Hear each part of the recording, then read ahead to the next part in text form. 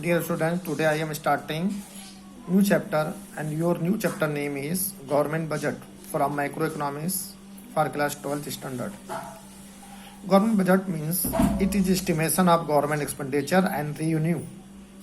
Revenue means income from a financial year. A financial year means 1st April to 31st March is known as a financial year. So once again repeat the definition of government budget. It is estimation of government expenditure and revenue from a financial year is known as government budget.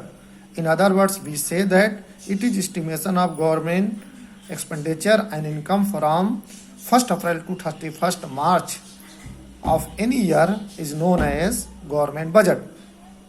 And your next point is features of government budget. These are divided into especially three parts. Balanced budget.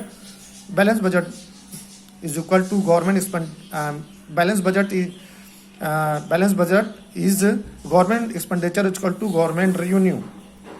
Deficit second point is deficit budget. Deficit budget is government expenditure is more than government revenue.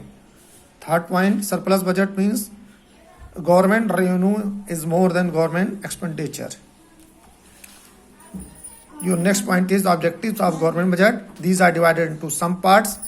Your first part name is reallocation of resources. Reallocation of resources means government aims to reallocate resources in accordance with economic and social priorities. For example, suppose that government reduce the subsidies for rich persons and give some financial assistance to poor persons for the purpose of contribution of development of country. So student, अब हम लोग इसका Hindi version अध्ययन करेंगे। आज हम लोग नए चैप्टर का अध्ययन करेंगे जिसका नाम है गवर्नमेंट बजट। ये माइक्रो इकोनॉमिक्स से है जो कि हम क्लास 12th स्टैंडर्ड में पढ़ते हैं। गवर्नमेंट बजट का मतलब होता है कि ये गवर्नमेंट के खर्चे और उसकी इनकम का एक एस्टिमेशन होता है। एस्टिमेशन कब से कब तक का होता है? फाइनेंशियल ईयर का होता है, यानी 1 अप्रैल से लेकर 31 मार्च तक किसी भी साल का होता है। इसे ही हम गवर्नमेंट बजट कहते हैं। अब अगला पॉइंट हम लोग पढ़ेंगे features of government budget. Features of government budget को हम लोग 3 भाग में स्पेशली डिवाइड करते हैं: balance budget, deficit budget and surplus budget. Balance budget का मतलब होता है कि जब गवर्नमेंट के खर्चे और गवर्नमेंट की इनकम दोनों आपस में बराबर होते हैं, यानी government expenditure is equal to government revenue, तो उसे हम बैलेंस बजट कहते हैं। डेफिसिट का मतलब होता है घाटे का बजट। डेफिसिट बजट का मतलब ये होता है कि गवर्नमेंट के खर्चे उसकी इनकम से ज़्यादा होते हैं, तो उसे हम गवर्नमेंट एक्सपेंडिचर कहते हैं, उसे हम डेफिसिट बजट कहते हैं, यानी government expenditure is more than government revenue. Surplus budget का मतलब होता है प्रॉफिट का बजट या अधिक का बजट। इस सिचुएशन में गवर्नमेंट की इनकम गवर्नमेंट के एक्सपेंडिचर से ज़्यादा होती है, यानी government revenue is more than government expenditure.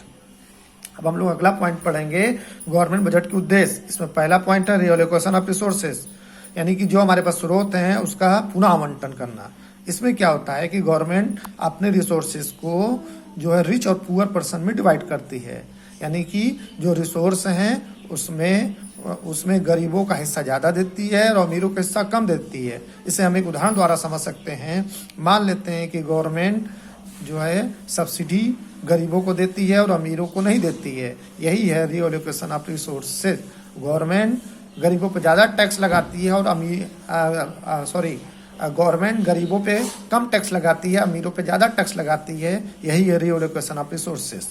और इस तरीके से आज हम लोगों ने गवर्नमेंट बजट के कुछ पॉइंट्स का अध्ययन किया है। अब हम लोग कल पढ़ेंगे। Thank you.